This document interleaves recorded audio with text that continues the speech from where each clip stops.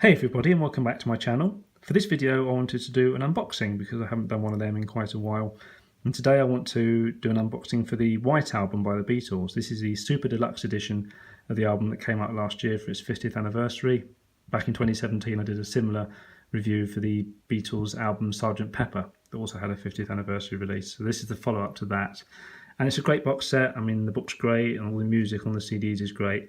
So I've done a comprehensive review in my blog. There's a really long blog post there with a really detailed review of everything that's in there, so you can see exactly what's in there. So this is just going to be kind of a relatively brief kind of overview, just showing you what's in there, and my general thoughts on it. And then you can read my review to get all the in-depth stuff if you really want to. But yeah, I bought this with my own money. It was $99.99, so it was kind of a New Year's treat for me because I'd spent enough kind of in the run-up to Christmas. So I saved this for the New Year, bought it as a treat for myself. So I'm not sponsored by anybody connected with it. I'm not affiliated with anybody connected with it. This has been bought with my own money, and these are all my own opinions and everything. So yeah, I'm going to just take you through what's in here, and I hope you enjoy it. So as you can see on the front, you've got portrait photos of each of the members of the Beatles, and these are actually on a transparent sleeve, in fact, like that, and which slides off to reveal like a plain cover underneath, or an almost plain cover. So that looks very nice. And then on the back you've got the track listings. So you've got the album itself, of course, on 2 discs. There's lots of great tracks on here. There's a good variety of things on here. Great tracks like While My Guitar Gently Weeps and Back in the USSR and Revolution and Blackbird and stuff like that. So there's loads of great things on here. I like the whole album, it's brilliant. And then you've got what's called the Esher demos. So these are acoustic demos that were recorded at George Martin's house in Esher in Surrey, and they're all just acoustic versions of the songs. They sound very different to the songs on the album, but they're presented in the same order. Most tracks off the album have a demo here. Not all of them do, but most of them do. And there are a few extra songs as well that didn't make it onto the album that they did do demos of here. And then you've got 3 CDs of sessions material, so you've basically got a big insight here into how the Beatles were developing the tracks in the studio, because they often just did things over and over and over again just until they got the sound right, just experimenting with things, changing the lyrics now and again as well, and changing the instrumentation and stuff like that. So there's some instrumentals in here, and there's just some alternate takes, and there's some outtakes as well where they got things a bit wrong, and you've got studio chatter in there as well, so you can get a feel for what the atmosphere was like in the studio. And yeah, there's some tracks on here that didn't make it into the album as well. So that gives you another little insight into the things they were playing around with. There's a few cover versions in there, for instance, and some other tracks that the members of the band used on some of their solo work, for instance, or on later Beatles albums. You know, there's a very early version of Let It Be in here, and there's Lady Madonna and Hey Jude that pop up as well, and Across the Universe. So it's really, really interesting to listen to all this stuff. And then there's also a Blu-ray at the end, which has got different audio formats of the album, so you can listen to the remastered stereo mix, or there's a couple of 5.1 mixes, surround sound mixes, or there's the original mono mix of the album as well. So I'll get to the Blu-ray in a little bit, but the album itself, it's been remastered by Giles Martin, who's George Martin's son, and I think it sounds really, really good. You know, it's very clear, and the music comes across very powerfully. You can hear a lot of detail in there, and yeah, I just think it sounds great. So that's what's on the back there. So if I take this transparent sleeve off, I can show you what's on the front cover as well. So there you go, there's a transparent sleeve. And here on the front cover, it may look initially like there's only one thing here, and that's the unique number in the corner. The original release of the album had unique numbering as well. Mine is number 142,005. This came out like last year before Christmas. It was in like November, I think. So I didn't get one of the earlier copies. But there's also, if I can hold this up to the light correctly, some embossed white text on there that says The Beatles. There you are.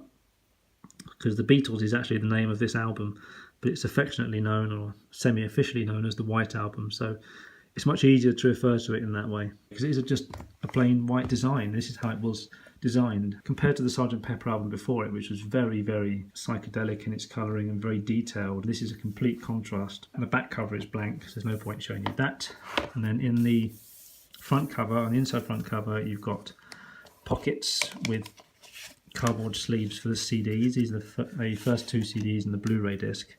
So again, you've got the embossed white lettering on all of these saying the Beatles, and then CD1, CD2 or Blu-ray in the corner where the number would be. And then on the back you've got the track listing, which is very, very small, but you know, I've copied these CDs into iTunes anyway, which automatically picked up the track details from the internet, so I haven't had to type anything in. So you've got an Apple on there, because this is when they started to form a relationship with Apple Records, the newly formed Apple Records. You've basically got black text over the Apple showing the name of the album and the track listing. Unfortunately, this sort of disappears into the shadow at the bottom. You can just about read the text at the bottom there, but it is very, very difficult for me to read. It's actually easier using my phone to read that, because with my naked eye, that text Julia at the bottom basically just vanishes. But like I say, I've got it all in iTunes, so I won't really be touching these CDs after this. I'll just stay safely away in these cases. And then CD2 has got a design of half an apple on it. So you've got the white inside of the apple, over which the black text is a lot more visible because the contrast is much better. So I much prefer that. And then the Blu-ray disc has the apple design again, and this time the black text on there says the different audio formats, which again is virtually impossible for me to see. The sound on the Blu-ray is very good, by the way. I haven't got the equipment to test the 5.1 surround mixes, but the stereo mix sounds very, very good. It's a HD stereo mix. And the mono mix sounds good as well. The original mono mix of the album, from what I've heard of it, sounds very good. But I prefer the remastered stereo mix. I think, like I say, it's a lot clearer and you can hear a lot more detail in there, so I prefer that. My gripe with the Blu-ray is the menu system. It's just as minimalist as the rest of the album. It's basically a plain white background, and the menu options are in black text on it. My issue is that it's impossible to see what you're selecting, because when you select an option, when you're moving the menu options around, whatever option you're on just appears in a slightly darker shade of black than everything else, and it's so subtle that I just can't see it.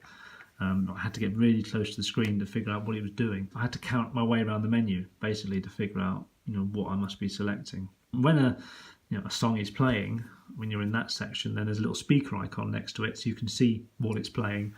So it's easier in that respect to find out the current track that's on. But even on that menu, moving around to select another track, I can't see what I'm hitting. So yeah, that's a great shame. It's not very accessible in that respect. And while the songs are playing, you've got the portrait photos of the Beatles moving around on the other side of the screen. So it's not completely static, because that would do a bit of harm to your TV screen. I mean, having a bright white image there for any length of time might not be a good idea anyway. I don't know. But the music's great. It's just the interface that I don't really like very much. Otherwise, it's a great disc to have. It's nice to have high definition audio like that. The other discs are all in the back. You've got 4 discs here. You've got the Escher demos there. I will show you the design of that disc, because it's slightly different. You've basically got a white kind of outline of an apple there. So it's not an apple being cut in half. It's just like a white silhouette, if you like, of an apple.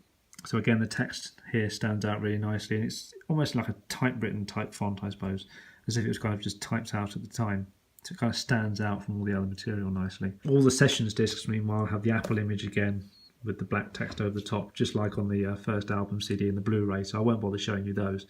But yeah, the Escher demo disc looks a little bit different, just so it stands out a bit. And that is a good disc. Like I say, the acoustic performances on there are really good. It's really lovely to hear the album in a slightly different form. It's really interesting to hear, especially some of the heavier tracks. Hearing them in like an acoustic version is quite interesting. So it's basically another copy of the album in itself, like an alternative acoustic version of the album. Obviously with some different lyrics and ideas here and there, but yeah, it's really, really good. So really interesting to hear how those ideas were kind of developing kind of early on then. There is another pocket just before that, but I'll get to that at the end. I'll show you what's in the book now. It's a massive hardback book. You've got kind of nice glossy pages, not super shiny glossy pages, but they are nice and smooth. I mean, you can sort of just see the light reflecting off them there. And there's a lot in here.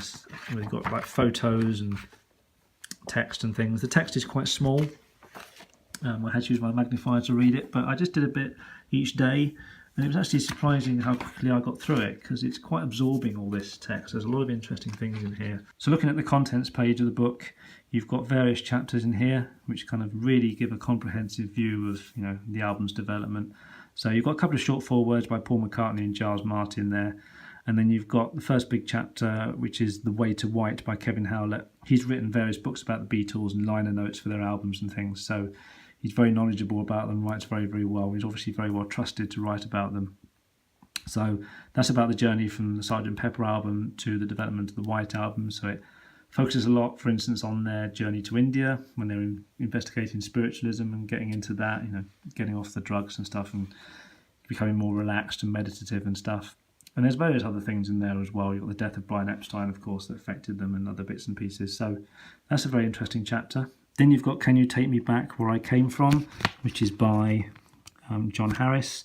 And that's basically a retrospective of the album's development. He gives his thoughts on the album when he first heard it, and he also gives you a good sense of events at the time, like putting it in context, like world events and what was happening in the world of music at the time. And it tells you about the importance of the Escher demos that were in this set. And yeah, it just gives you a really good appreciation for the amount of work that went into the album, and just, like I say, places everything in context very, very nicely. So that's great.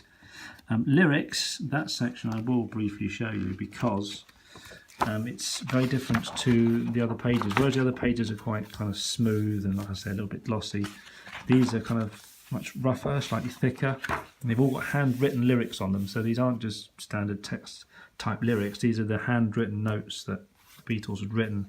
So I mean, I can't really read these very easily, but that doesn't matter. You've basically just got lots of handwritten lyrics there with a printed spine down the middle. This isn't really like an actual binding. This is just like printed to look like a kind of notebook. So that's quite nice. You've got loads of pages of lyrics for all the different songs in there.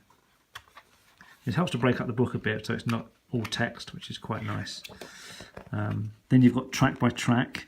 This is obviously really, really good, this chapter, because I listened to the music while I was reading this, kind of doing each track one at a time.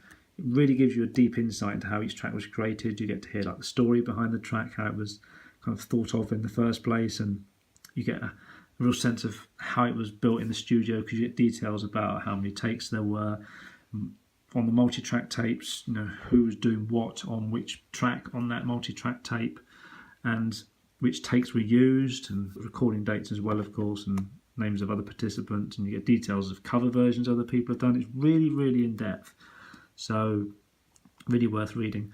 That was the only chapter I found one little spelling mistake in. So within Cry Baby Cry, within the first paragraph of that, you've got a reference to I am the walrus, not walrus like it should be with an L, but walrus. So that's the only one I spotted. I mean, there might be others in there, but that one stood out, which isn't a major problem, but I just thought I'd point that out, because just because I'm visually impaired doesn't mean I can't spot things like that, and my career does involve proofreading, so I'm quite used to picking things out like that. So it's the only spelling mistake I found. Otherwise it all seems very well written, but it is a brilliant chapter, as I say, so it doesn't take away from that at all. The Mad Day Out is about a photography session they had all over London. Basically, the Beatles hired some photographers, professional photographers, to take photos of them in all sorts of random places all over London. So you've got some of the photos in here. And it just looks like they're having a good time. They didn't have any security coming around with them that day. They just went out and had a nice time, relaxed, even had photos done with the public at one point. And yeah, it was just all for promotional purposes, and it had some really nice photos coming out of it, so that's great. And then White on White is all about the physical design of the album, like I said, with the embossed text and stuff like that, and also the inserts that came with it, which I'll show you in a minute. But yeah, that's all about the physical design of the album and the issues they had along the way. It wasn't a simple thing to build, even though it's just plain white. You might think it was simple, but it wasn't. There was various obstacles to overcome along the way. And then it's here, obviously covers the release of the album and the general reaction to it and stuff like that. So there you have it. I mean, there's loads in here, like I say. So if you like reading about this kind of thing, it's well worth going through. The photos are really good as well. And yeah, it's just a really, really good book. It gives you really deep insight into the development of the album. And I was very pleased to be able to read through that. So as I said just now, there are inserts in here as well. And again, these came with the original album. So they've been kept in a big pocket there that takes up a whole page, just a couple of pages before those CD sleeves for the sessions and the demos. Got a big pocket there, and you get a couple of things in here. So you've got 4 photos in here of the 4 band members. There's the same 4 photos that are on the front of the transparent sleeve, and these are the full colour versions. So you've got one there, and one there, and one there, and there's the last one. So you've got all those, and then you've got the huge poster that came with the album as well. It's huge. I mean, this is just a third of it. It is absolutely massive. But it's got loads of different photos on there of the different members of the band. Some of this is described in the book as well. If you find the chapter where they talk about the making of the actual physical album, as I said, it does actually describe some of the images on here so you know what they are. So it's actually very, very interesting. On the back, you've got the lyrics to all the songs. That's really nice to have those as well. And obviously these days you can get lyrics online for all the songs, but it's nice to have a physical copy here in the album itself. Really glad we've got that. It's really nicely put together, and obviously it's nice that it can be stored in the book with everything else. And that's basically it. That's everything that's in this set. As I say, it's a really good set. It's really nicely designed. The book is brilliant. It's wonderful to read, and there's 5.5 hours of great music on here. You know, even in the demos and the sessions, they're really putting in great performances. So it's really comprehensive, really, really great to listen to all this. So, you know, if you do like the Beatles, I encourage you to get this. I haven't studied the Beatles in depth. I don't know lots and lots about them. I've got all the albums. It's the music that's the most important thing to me.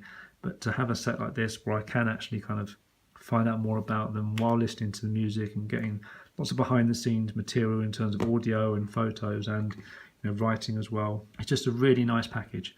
So, yeah. That is it basically. Thank you very much for watching this unboxing. As I say, I'll put a link to my review in the description below so you can read more of my thoughts on this in detail. There's another unboxing video I want to do for something else soon. I'm going to try and do more of these kind of reviews of things, and it's also worth watching some of my favourites videos I do as well, because I do talk about some of the albums I get occasionally or TV shows I've watched and things. So if you want to know what I think about things, then check out my favourites videos as well. But yeah, that is my latest unboxing video. Thank you very much for watching. Don't forget to like, comment and subscribe, and I will see you for another video, and it'll be another unboxing video very, very soon. Bye for now.